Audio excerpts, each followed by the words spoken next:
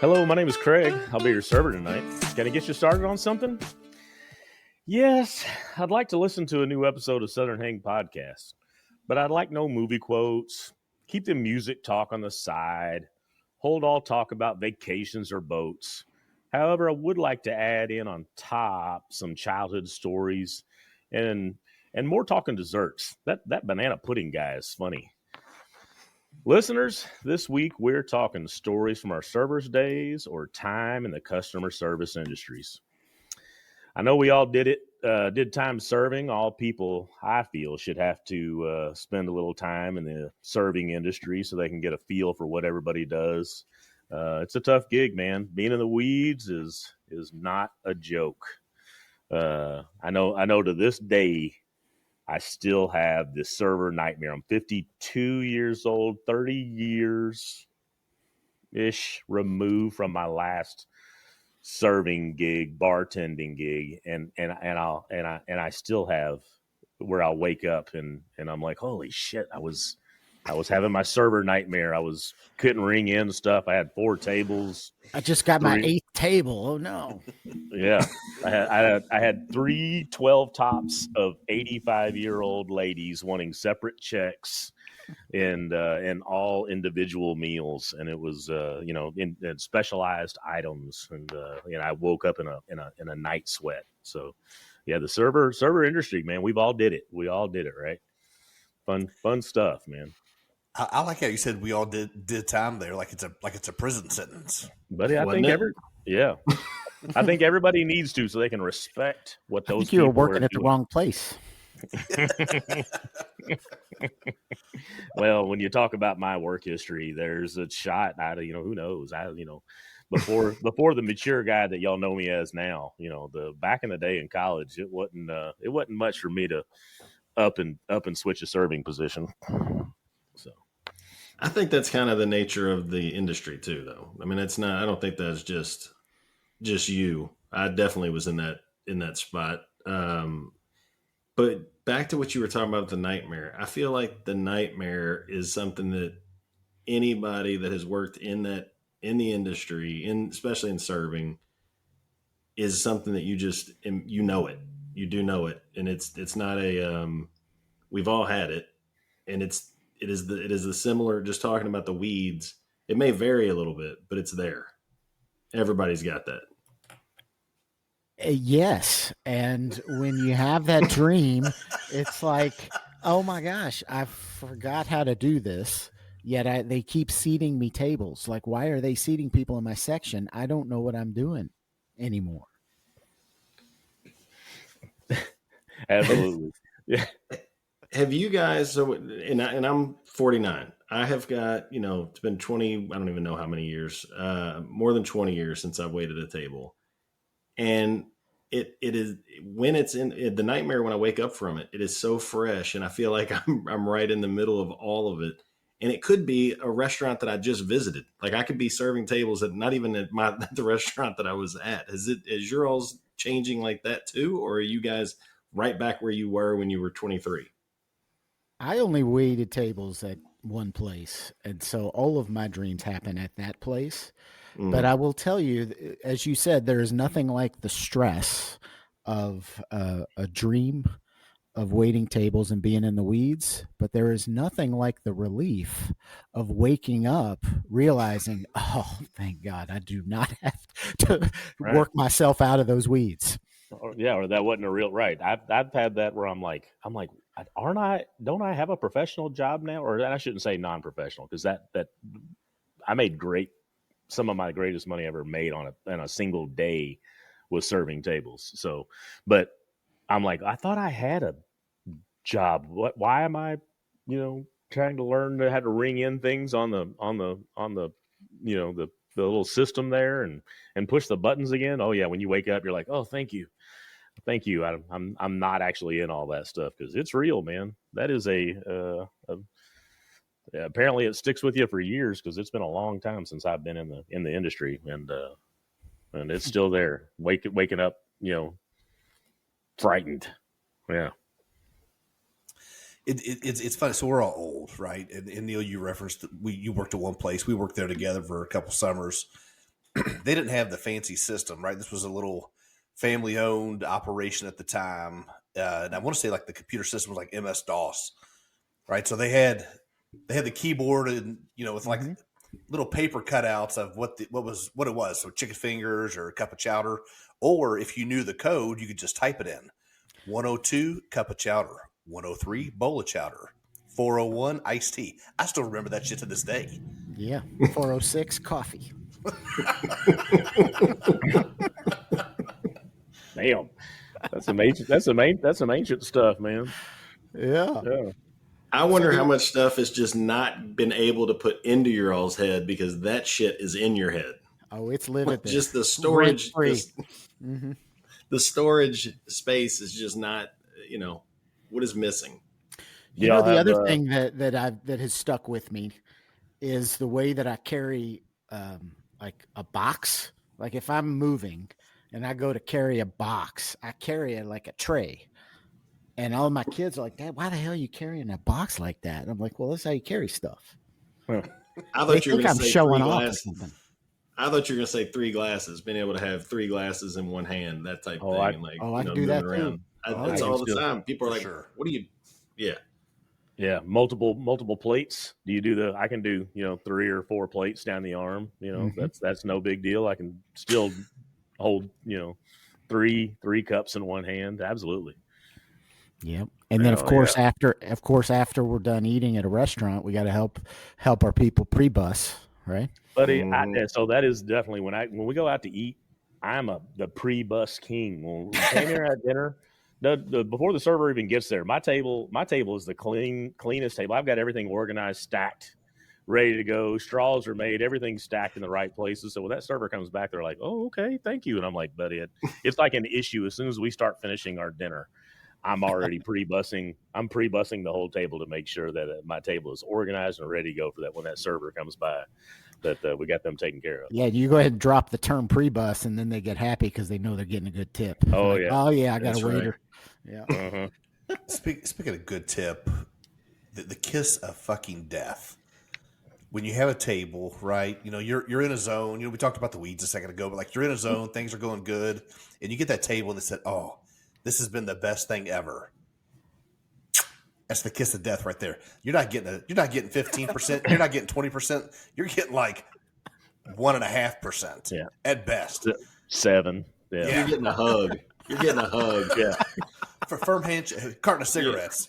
Oh, you're getting thank you on the receipt. That's what you're getting. Best waiting. Best server ever. Best server ever. That's it. Yeah. The Sunday afternoon crowd. Oh, how did I get this shift again? Oh shit. Like, oh man, nicest people of all time. Here is 6%. Oh, well, at Captain's Quarters Sunday afternoon, man, it was party time. Well, yeah, that was a different feel for y'all. Everybody was starting to drink. That was more of a brunch into the afternoon. Yeah, the mimosas and Bloody Mary crowd, right? Mm-hmm. Yeah, Cotton and I were over at O'Charlie's. That's not the same. Not the Soup same and salad. Sunday crowd. It was not the same. On the south end too, Okolona. Out, just not the same. I did a little time at Buckhead during the winter, and it is a completely different vibe than working at Captain's Quarters. You were at Buckhead? Yeah. Which Buckhead? With me and Sherm? Me and Sherm? No. Me and Sherm were at Buckhead. Oh, okay. Yeah. Is that where you had the buffalo chicken? That's where you had there was a few of them. I was gonna. Are we allowed to say reach back like a pimp in Arapaho, or is that we just did? What are we doing? Is that the Arapaho chicken? We also just went on a list, but I think we might have already been on that list. Damn it, son! Just when I thought we were doing good. Yeah. We got any good stories out there? I got a personal server story that just sticks out in your brain that you're like, dude, this one shift, this is what X happened. You got any of those you want to throw out there? I've got a particular story. I can throw it out there. I can show you. Are we going internal stories or like external stories? Like with customers or like internal D all the Shenanigans. above. D all the above. Because I've got a chicken wing dance with Corfage at Bluegrass Brewing Company. That was great, and I wasn't planning on talking about that one, but that was backstage. We had the 25-cent chicken wings on Wednesday night, I want to say, and then if there were leftovers when it was time that the special was over with, me and Corf would be in the back with whatever leftover wings, and we'd be like chicken wing dance. We'd all be pumped up because we got free chicken wings. But that wasn't my story I was going to go into. That's just a side nugget. That was the appetizer. That was the appetizer. Bring it. All right, We need that main course. Hey, right, before you go in. So speaking of free food, we used to walk through the kitchen. Our boy Johnny fucking Irwin. Oh yeah. Tickets would print, right, and then I don't know what it was called on the other side of the line, but the chef calls it out, right? Drop fries, drop fish sandwich, whatever. I would just walk through the kitchen and be like, cheese stick. They'd repeat it. I'd come back 5 minutes later, free cheese sticks. There's no ticket. Sorry, That's that mom and pop. That's that mom and pop version. Yes. When you were talking about that makes me happy because that was not the case at O'Charlie's or Buckhead. You couldn't. We had all the. Not only was it a mom and pop, but we also had all the connections because you had, Ben and John, Scott Colston, Jim Harper, Trevor Fallbush. Like we had the whole fraternity house working that kitchen, so you didn't even have to sneak it in. You're like, a couple fish sandwiches.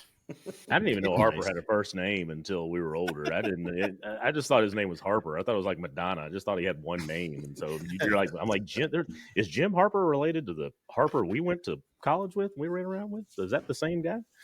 I just thought it was Harper. All right, let me set some stage here. I'm gonna set the stage. All right, here's my. It is O'Charlie's, which was my first serving job, and brand new. Just getting going in the serving world, and I've got a table full of drinks. It's seasonal, it's in the wintertime, and I'm packed house at O'Charlie's, full tray, and it's early, so I don't know to do the weight ratio when you take the drink off the tray, and I end up tipping the drink of tray of drinks all over this poor little lady.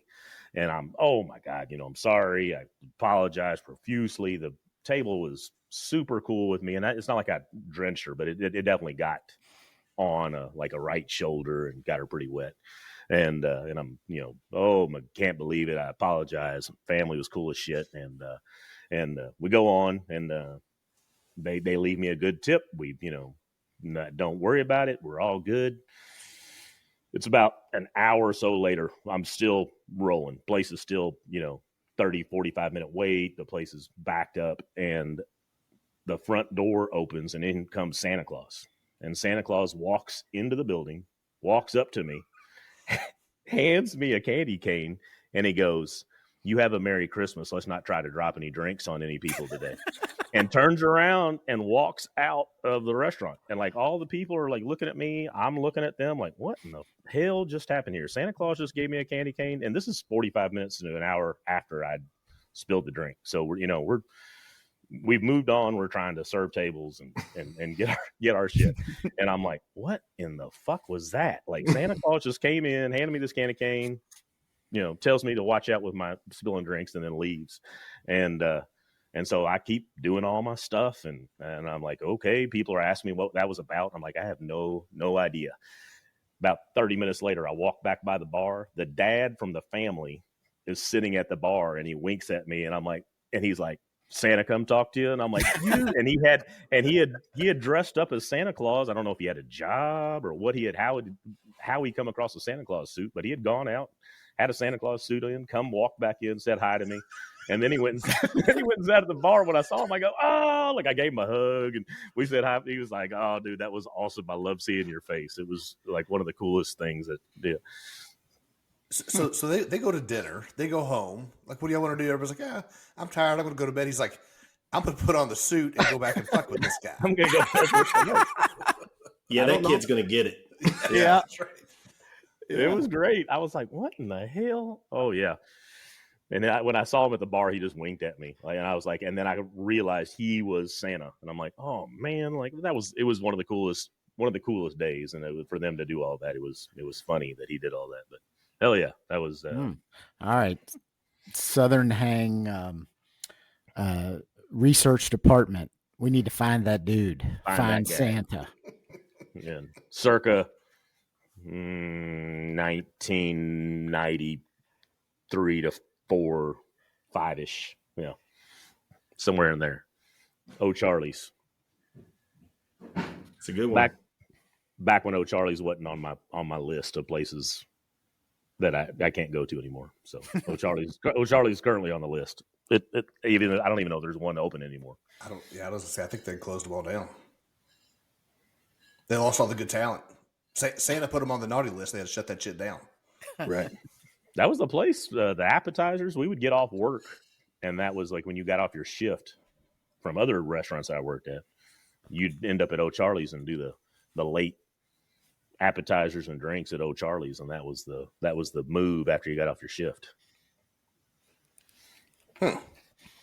Mm-hmm. We had different moves, but okay. I know that. So we still run around with a bunch of people from back in the day that we met at the different restaurants. But yeah, you didn't get off your shift, and then we had to go find someplace else to get a drink and wind down from your work shift. And you and I were slumming it though. You got to remember, man, they're down hanging out at the club. They're already at the place where they're hanging out. We're trying to find a place that we can either go to that's like a little local bar. It was the little local bar out there off Fern Valley. There was the little, Fern Valley. You didn't even know where Fern Valley Road is, but it was chicken. No, it's Players. Anyway, no. Even if you said it, I wouldn't remember it. But we would go there from. No, I know it, but I can't. Stooges is still there. I just drove by it. Caddies. That's what the hot leg contest. Watch out. Back on the list. Back when we were being good again. Hell, that wasn't me though. I just knew that was going on. I didn't go to those. The sign was out. We used to go. Redmond, were you part of this group where after we shut down the restaurant, we would go play basketball at Shelby Park at 4 a.m? Yeah, Shelby Park and Westport Middle School both. It was not the smartest thing we ever did because it was not uncommon to hear like gunshot fire. We all have to hit the deck, but it was a blast. Yeah. No, that was like midweek stuff, right? Like we'd get done midweek and we'd go run full court, and it was awesome. I wasn't there, and I don't think this is embellishing, but I am 99.9% sure the lights got shot out one night down there playing ball, and everybody skedaddled. It very well could have happened. I do remember there was one night, and it could have been just a car backfiring, but it was the thought that shots had fired, and we hit the deck, and then, as to quote Redmond, skedaddled. Yeah, man. Well, I know Sherman and I did O'Charlie's and Buckheads. And Neil, you're only a captain's quarters guy? Yeah, never 4 years, but no, I never cheated on 4 years. Holy shit. Yeah. Well, on and off. But that's a part-timer at CQ.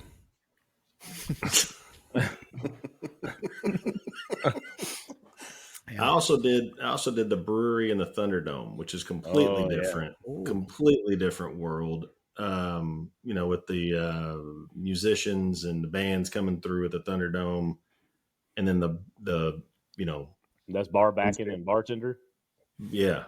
Mostly bar backing. Mostly was bar backing. Didn't have to deal with customers, which was great. Phenomenal, but like a lot of heavy lifting. I've got a bad back now, and I'm blaming it all on the 2 years that I bar backed with Beam. But he actually bartended and had he did several. I don't know how long he was there, but he was there for a while bartending. There were some great shows that came through Thunder. Oh yeah, Push down absolutely. I feel like I saw 7 Mary 3. I think that's right. I saw Three Doors Samples. Yeah. Unfortunately, The Thunderdome was legendary. That was a great freaking bar. mm-hmm. Not when they busted it up and turned it into the like luau joint and Bar Louie or whatever it turned into. That Mm-hmm. it wasn't as cool. When it was Thunderdome, it was classic, old school bar. That place was badass. I've been to the bartending. I did bartending at Bluegrass Brewing Company, Texas Roadhouse. And that's a side note. That's where my bride and I met, was at Texas Roadhouse. And now I'm, that's what I've been doing for 17 years in the construction business. So I always like that story. But that's where she and I met. That was a cool thing. And then here's another shout out to our boy Burlew. But I spent a little time bartending at Zazu's. I bartended there as well. Not very well, but I did bartend there. I attended the bar at Zazu. I feel like he used to like double dip the wings or something. Like he had a thing where he would. Yeah, he did. Oh man, that probably wasn't fun to clean up, but that tasted good. No, they're phenomenal though.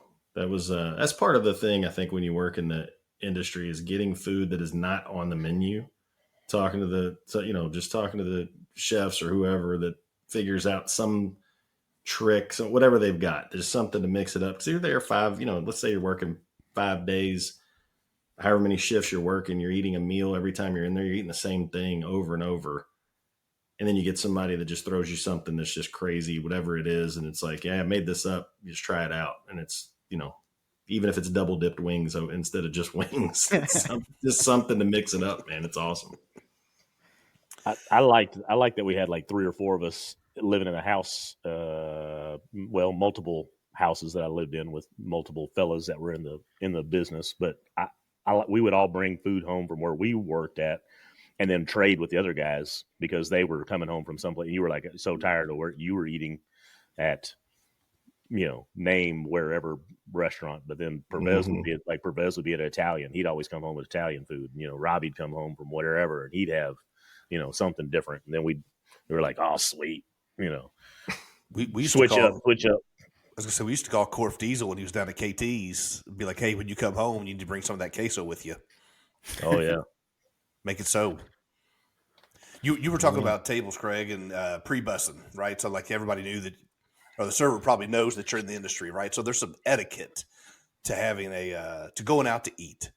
And I don't know the family's name, but this is a long time ago. Obviously, this is back when they had smoking sections right at a restaurant. Not that they were partitioned in any way, shape, or form. It was like non-smoking on the left and smoking on the right. But at any rate, it was Christmas Eve, and we closed at 5:30. The table showed up at fucking 5:25. Like the kitchen's already got everything. They're cleaning up back there. In walks a family of like 5 or 6, and I was like, "It's 5:25. We close in 5 minutes." No, we don't. We close at 6:45 when they get done with their Christmas dinner. It was the worst table ever. I can't remember if they tipped good or not. I was too mad to even see. I was too mad to count the money. Sorry. But do you need some more time on that one? Well, I've got a therapy session tomorrow to finish talking to my therapist about that table. It still bothers me to this day. Clearly. Yeah, man. Oh, you've been here 4 hours. You go home. Yeah. You scare my wife. You don't eat no more. I think those are one of the worst situations, and I'm very mindful of that now going out. If it is within 30 minutes of the closing time, we ain't going. Like I'm just not going. I'm not doing it. Right. And it just is not fair to the people that are there. To your point of just, especially on Christmas Eve. I mean, come on. Yeah. That would bother me. It'd still sit with me too. Yeah. Well, because that kitchen was already cleaned. They already got the power hose out. They did everything they got to do. Everything was done except turning the deadbolt. That was the only thing that wasn't done. Christmas fucking Eve. Sorry, I'll let it go. No, it's coming back. It's coming back. It's coming back. Well, I've got a story. It's part 2 of something that I told on a previous podcast. I think it might have been our Derby episode. And I was talking about how, we actually went to the Derby one year, but then still had to work. And so we had our fun at the Derby and then had to go and work at captain's quarters.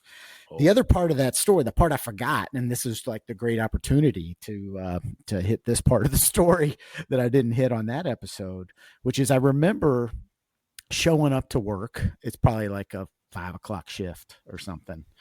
And at captain's quarters, they got the outdoor restaurant and then they got the indoor place. And our fraternity brother, Tim Carrico, remember Tim? I knew this. Yeah. Sorry. So we walk in and Tim is passed out in his station, in his section that he's working. And but then people are showing up because it's Derby and it's busy. And so he gets seated and the hostess had to go and they actually stepped over him to get to the table. The customers step over him to get to the table. And then Tim, like the pro that he was, just got up and went and took care of business. And he took their order and did what he had to do. But I will never forget seeing him passed out in his section and that hostess just see having the people walk right over. Like that was Derby night at captain's quarters. And it was completely acceptable. Actually, he went on to become a manager. Got a promotion. That's leadership. Got a promotion off that. That's right. You think I'm joking? Oh. I think anytime I think about Derby with serving, I served tables, for however many years, and there was a couple that came in after they had been at the track. They came in, they were from out of town, and just went all, whatever, ordered everything. I think they actually bought drinks for other people. They were, just talking about how great, everything they had done. And at the end left like just a ridiculous tip. I think I got it was like a $200 tip on a $200 bill. You know what I mean? It was like 100% of whatever it was. And I still think about that moment for a kid who's 22. You gave me, I made 3 times what I would have made that night, right? If I'm gonna make $100 or whatever it is. And it completely, I don't want to say changed my week, but it certainly changed my day, and it probably did change my week. At the time, probably felt like generational wealth. Oh my God. I mean, I was like, where do I invest this? Who do I talk to about an IRA? I mean, what am I supposed to do with all this money? I mean, it's just one of those things too. And now, now we're all, not that any of us are crazy well off or anything, but we're all doing pretty well. I think all of us probably remember moments like that too, where what somebody's going through. You see, this server's had it bad. You can tell they're just having a rough time. We talked about the weeds, Cotton talked about that when we first started off. When things are just terrible, and you can just see it on a server, they just cannot catch up.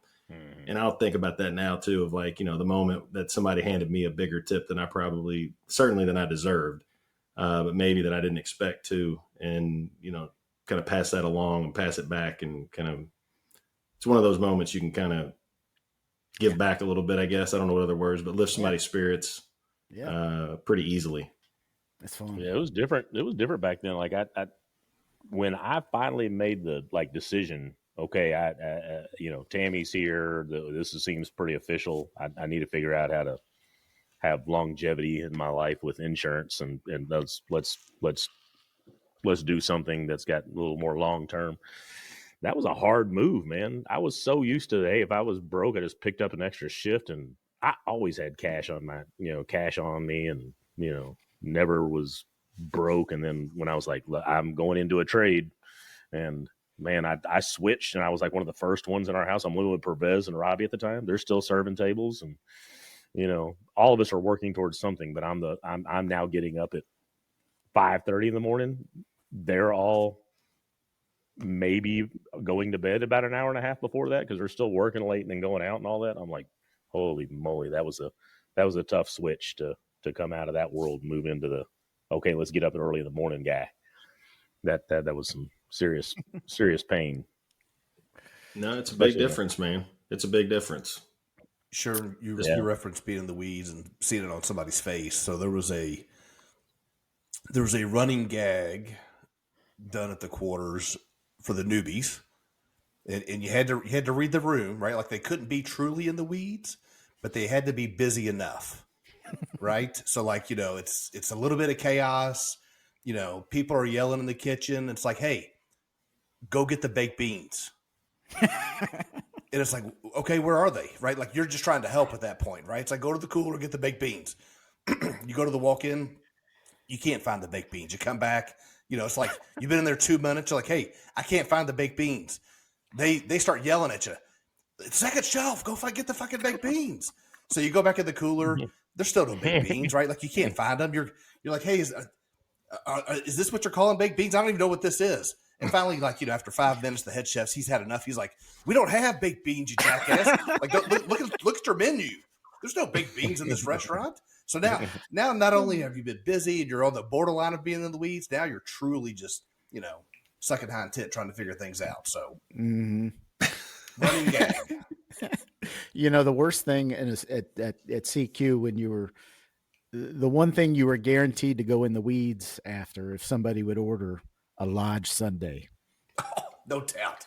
That was like a 10-step dessert. Oh, it was like a brownie. You had to heat up the brownie, and the server had to do all the work.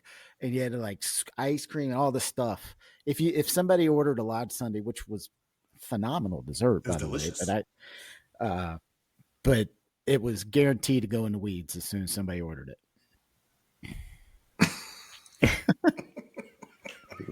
A Lodge Sundae.